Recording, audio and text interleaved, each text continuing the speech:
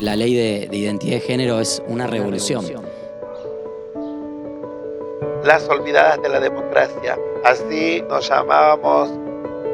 No ha sido fácil. Si el Estado impedía el derecho a la identidad, todos los otros derechos estaban absolutamente vulnerados y eso era muy fuerte.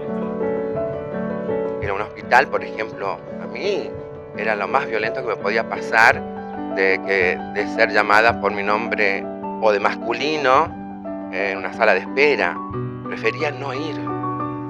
Pero la ley se construyó y se logró sobre la base del laburo del colectivo trans. O sea, esto fue un derecho ganado, una conquista que costó muchísimo, costó la vida de muchas compañeras. Hoy nos falta una ley integral trans y una sociedad que nos abrace un poquito más. Entonces la ley de identidad me llevó a reconocerme a mí que yo valgo como ciudadana, como persona y que nadie más puede pisar mi identidad.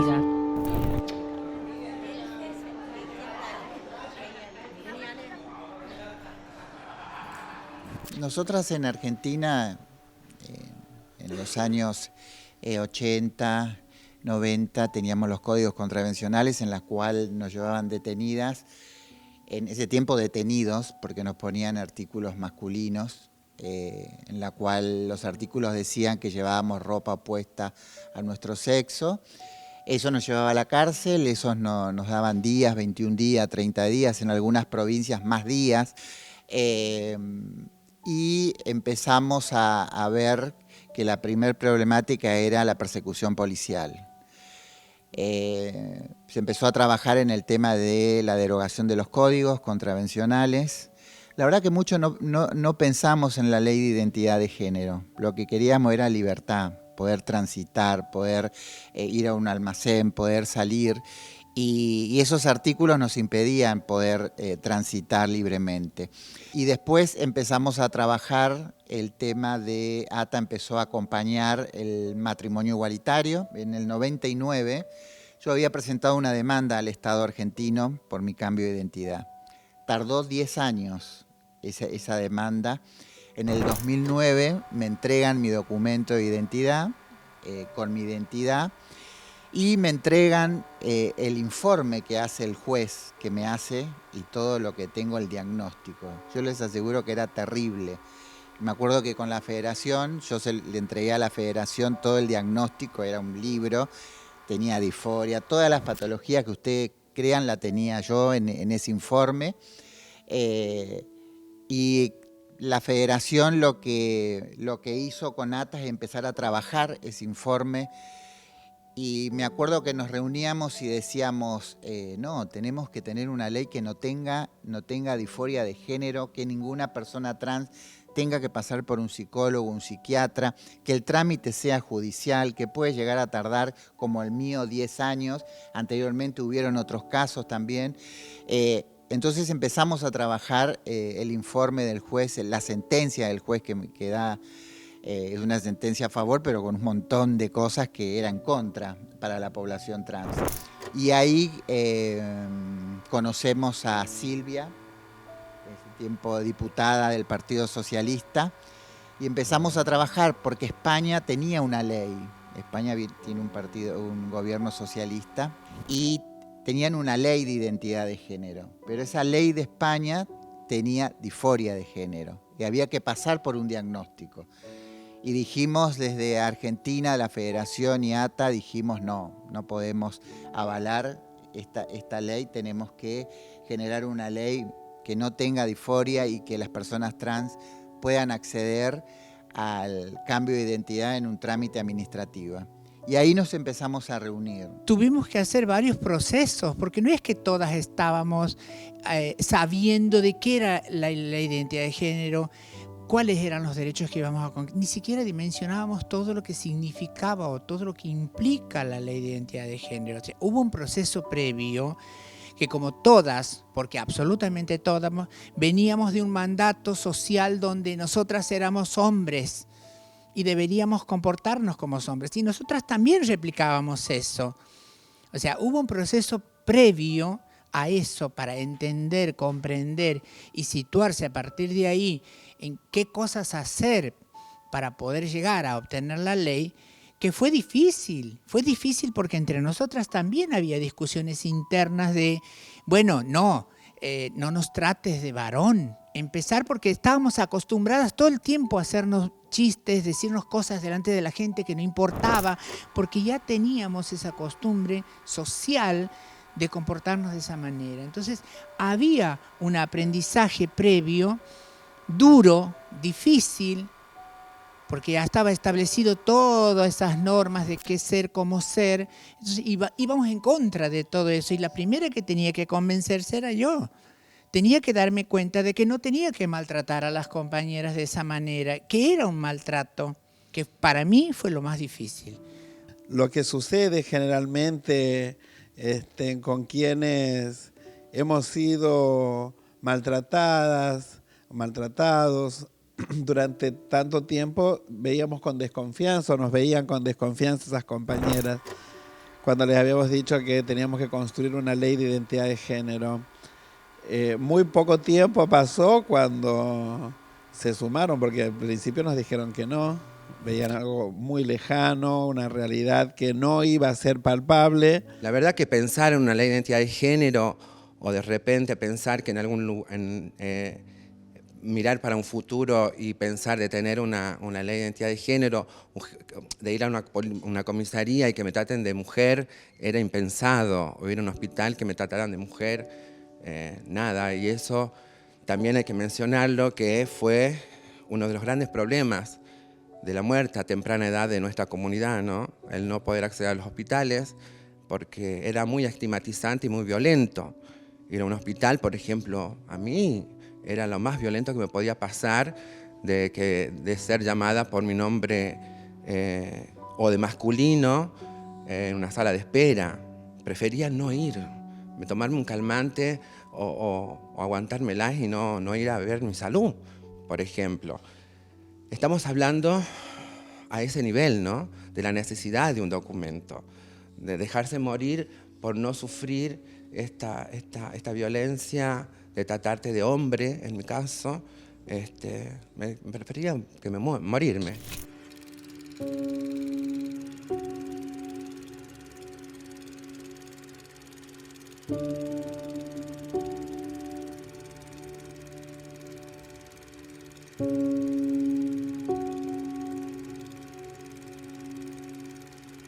Uno de los motivos por los cuales nos llevó más tiempo redactar el proyecto de identidad de género fue porque era más difícil. Matrimonio igualitario era, bueno, listo, que dos personas del mismo sexo se puedan casar, no había mucho para debatir.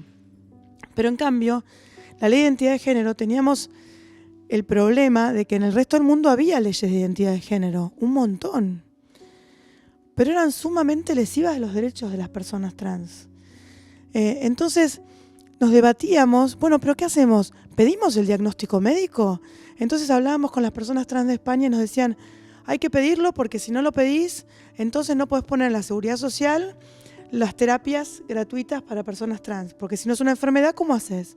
¿Incluimos a las niñas? No, nos decían, si ponen a las niñas no va a salir la ley porque es un tema muy sensible para la sociedad y si metés a las niñas en el debate, entonces no, es muy difícil. Y ponemos a las personas migrantes, porque nosotros en Argentina tenemos un montón de personas migrantes trans que queremos que accedan a este derecho. No, bueno, pero ¿cómo haces? Porque si la partida de nacimiento del país de origen no la podés modificar, no podés emitir un documento que diga que la persona se llama de esta manera.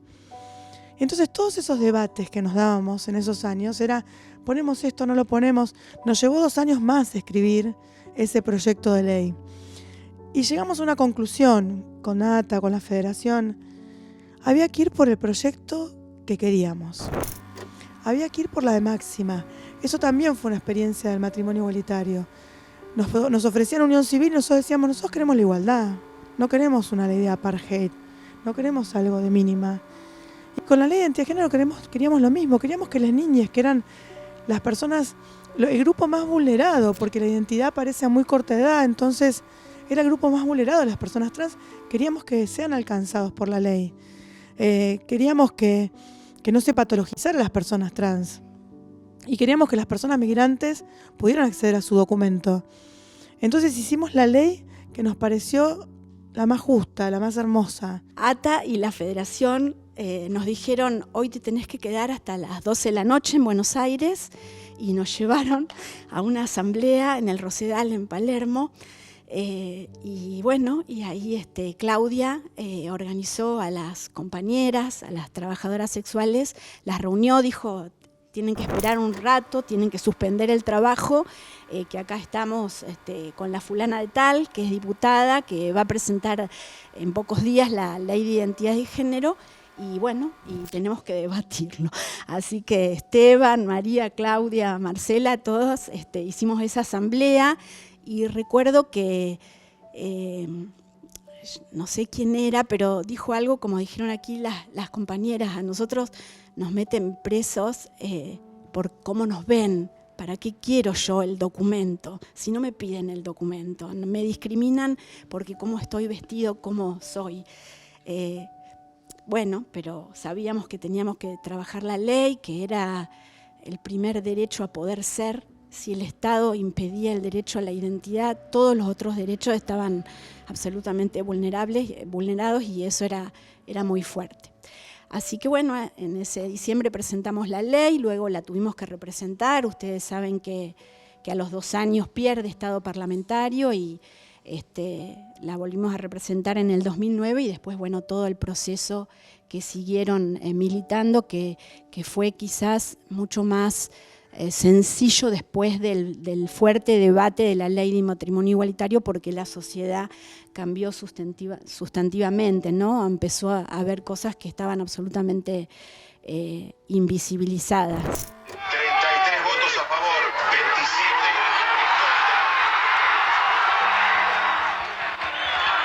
Es ley el matrimonio en Argentina, los mismos derechos para todas las familias. Gracias a todos los argentinos y argentinas, el matrimonio y la igualdad de derechos es ley. En esa celebración de matrimonio igualitario, que la Federación Argentina LGBT junto con ATA se reúnen en la CTA para un congreso, para volver a definir nuestra agenda, por supuesto, la agenda que venía era lograr ahora sí, que estaba instalado y que sabíamos de qué hablábamos, la ley de identidad de género. Y ahí fue cuando Claudia Pia Baudraco, en medio de ese encuentro de la Federación Argentina LGBT en la CTA, le pide a Aníbal Fernández, que había venido a participar de ese encuentro, que como jefe de gabinete de ministros de la Nación sea el primero en firmar la adhesión a la ley de identidad de género, y así fue, ¿no? La articulación con el gobierno en ese momento, a partir de todo el trabajo de la ley de matrimonio igualitario, era frecuente, era cotidiana, y su firma, por supuesto, ayudó a lograr la adhesión de un montón de otros referentes políticos en ese momento, y bueno, y saber que ya al inicio de esa campaña de adhesión ya contábamos con la mayoría en el Congreso para aprobar la ley, ¿no? Después de matrimonio igualitario vino, es verdad lo que dice María, vino una agenda distinta. La verdad que la gente como que se copó con la diversidad, no sé, yo sé que falta un montón, pero sin dudas fue un contexto muy favorable. Cada vez que empezamos a hablar de ley de identidad de género y hablamos de contexto favorable en Argentina para trabajar esta legislación, hablamos justamente de que haber tenido en poquito tiempo matrimonio igualitario venía de la mano, porque todo el tiempo que pedíamos reuniones hacíamos incidencia. También tenemos esta ley. Está esta ley, está esta ley, está esto, está esto. Así que bueno, cuando en el 2010 llegamos a esa firma y empezamos el debate hacia el 2011 en el Congreso, ya teníamos ganada la mayoría de los votos, y yo creo que también a la mayoría de la sociedad argentina. Resultan 55 votos afirmativos, una abstención. Bueno, teniendo la media sanción de esta Cámara, se convierte en ley. La verdad que costó mucho lograr la ley que hoy tenemos.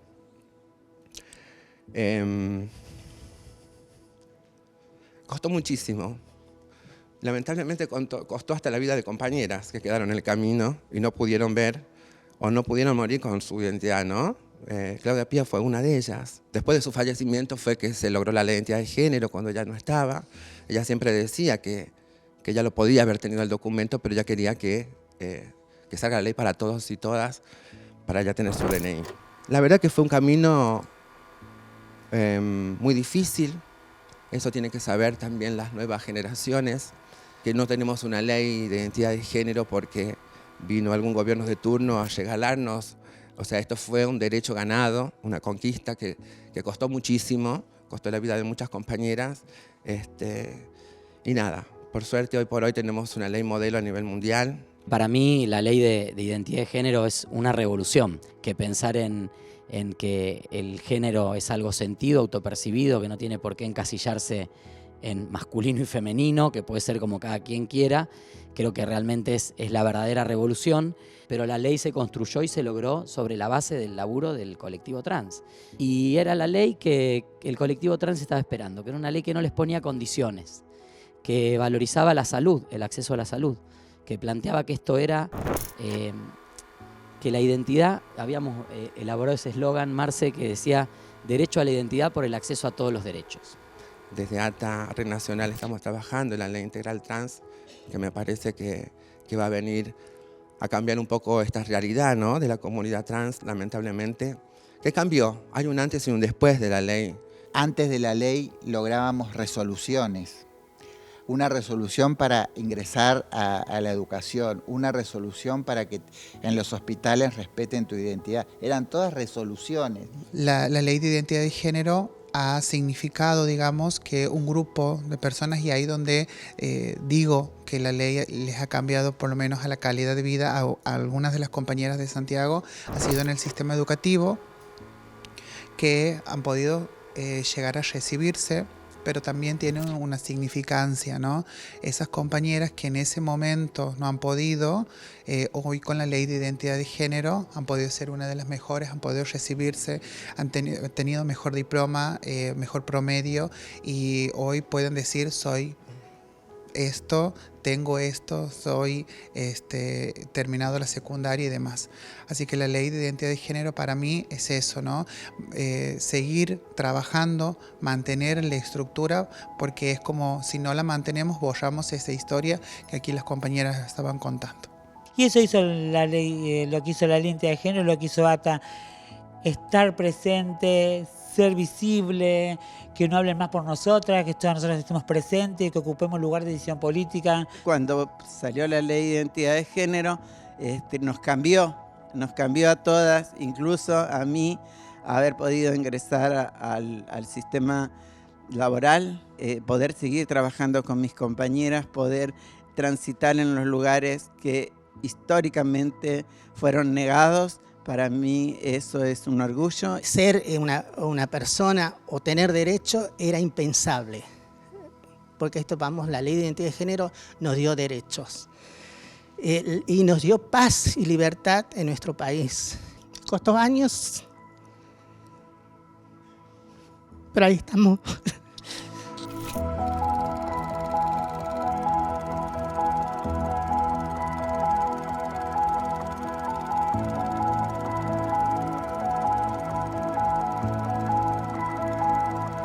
Estamos cumpliendo 11 años de la sanción de la Ley de Identidad de Género del 9 de mayo del año 2012. Hay un antes y un después de esa ley. Esa ley en toda la comunidad trans lo que significó fue el empoderamiento y el fortalecimiento.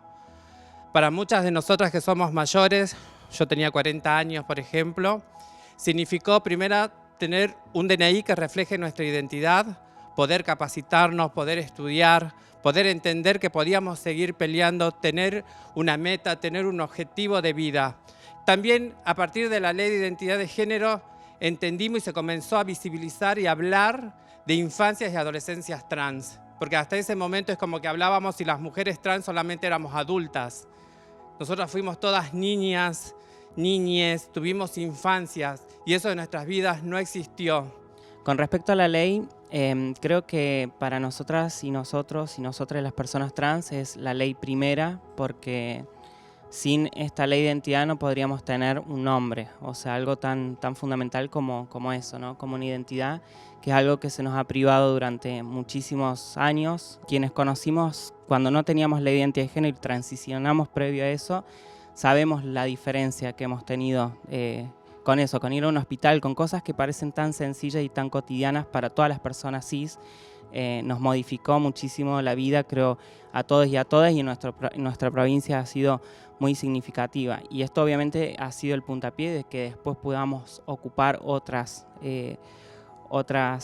espacios de trabajo, cupos, como existen también en la provincia, pero ha sido obviamente el reconocimiento, me parece, que a la identidad de nuestro colectivo y que, bueno, obviamente tenemos que seguir custodiando. Yo creo que la ley de identidad de género en la mayoría de las provincias nos vino a enseñar que podíamos contar con derechos, que los derechos también no tenían que pertenecer a nosotras. Entonces, bueno, la ley de identidad de género viene a hacer esto, a enseñarnos y a saber que las nuevas generaciones tienen y van a contar con un respaldo que quizás muchas de nosotras no pudimos, que pasamos por persecuciones policiales, por arrestos ilegales, por burlas, por preferir morir en nuestra casa y no ir a un hospital, que ha pasado muchas veces. Hemos encontrado compañeras que han muerto 15 días después porque no querían atenderse en un hospital público por el miedo al rechazo. La historia, por suerte, nos abrazó y nos hizo parte de todo esto.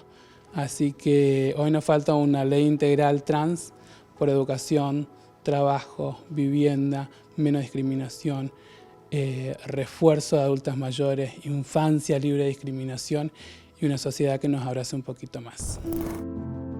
Cuando hablamos de salud integral, también exigir algo que estamos atravesando hoy, que es una problemática de no acceder a la salud en nuestras construcciones corporales, el tema de las siliconas.